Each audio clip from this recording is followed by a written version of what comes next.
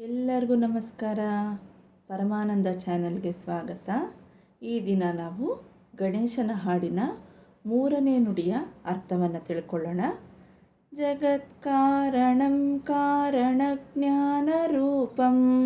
ಸುರಾದಿಂ ಸುಖಾದಿಂ ಗುಣೇಶಂ ಗಣೇಶಂ ಜಗದ್ವ್ಯಾಪಿನಂ ವಿಶ್ವವಂದ್ಯಂ ಸುರೇಶಂ ಪರಬ್ರಹ್ಮರೂಪಂ ಗಣೇಶಂ ಭಜೇಮ.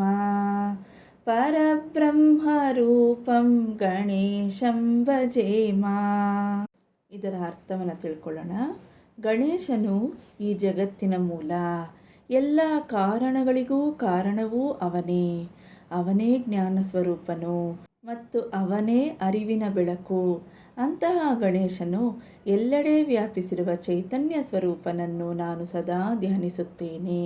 ಈಗ ಒಂದೊಂದೇ ಪದದ ಅರ್ಥವನ್ನು ತಿಳ್ಕೊಳ್ಳೋಣ. ಜಗತ್ ಕಾರಣಂ ಕಾರಣಜ್ಞಾನ ರೂಪಂ.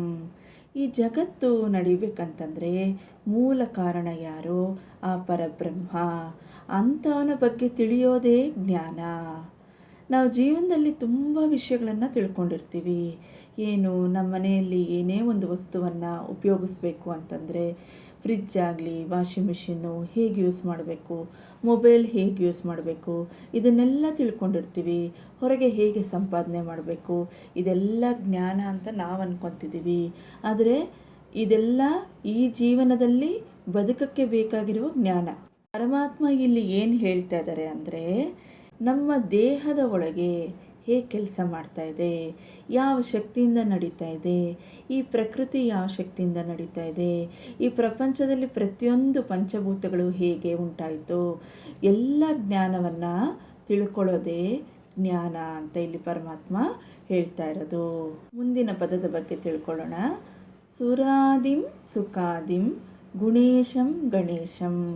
ಸುರಾದಿಂ ಎಲ್ಲ ಸುರರು ಅಂದರೆ ದೇವತೆಗಳಿಗೂ ದೇವತೆ ಯಾರು?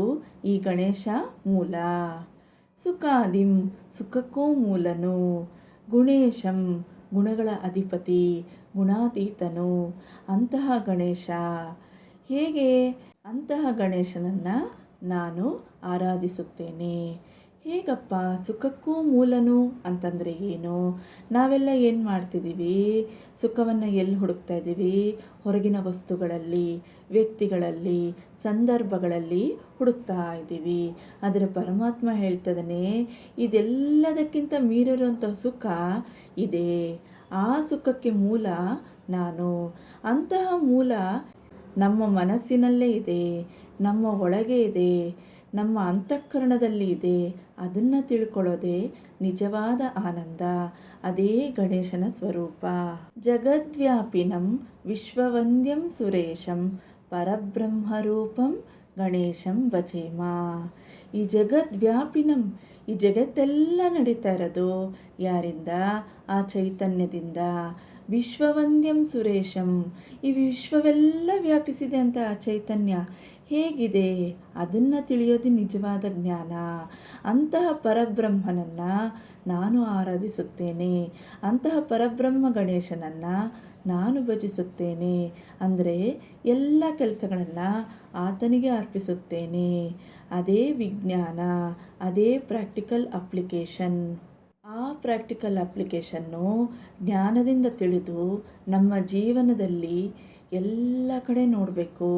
ಅದು ಧ್ಯಾನದಲ್ಲಿ ತಿಳಿದುಕೊಂಡು ಹೊರಗೆ ನಾವು ಓಡಾಡ್ತಾ ಇರೋ ಎಲ್ಲ ಕಡೆ ಈ ಪ್ರಪಂಚದಲ್ಲಿ ಪರಮಾತ್ಮನ ತತ್ವವನ್ನು ತಿಳಿಯೋದೇ ಆ ಪರಬ್ರಹ್ಮ ರೂಪವನಾದ ಗಣೇಶನನ್ನು ನಾವು ಆರಾಧನೆ ಮಾಡೋದು. ಇಲ್ಲಿ ಮುಖ್ಯವಾಗಿ 4 ಪದವನ್ನು ಹೇಳ್ತಾ ಇದ್ದಾರೆ. ಏನದು? ಕಾರಣ, ಜ್ಞಾನ, ವ್ಯಾಪಕ, ಪರಬ್ರಹ್ಮ. ಏನು ಕಾರಣ?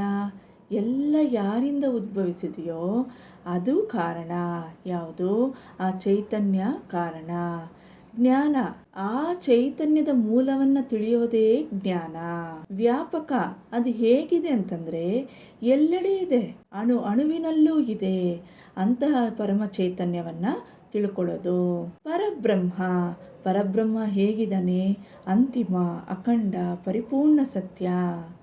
ಅದು ಭಕ್ತಿಯಿಂದ ಆರಂಭ ಆಗಿ ಅದ್ವೈತದಲ್ಲಿ ಲಯವಾಗುವುದೇ ಈ ಗಣೇಶನ ತತ್ವ. ಎಲ್ಲರಿಗೂ ಧನ್ಯವಾದಗಳು. ಜೈ ಶ್ರೀಕೃಷ್ಣ.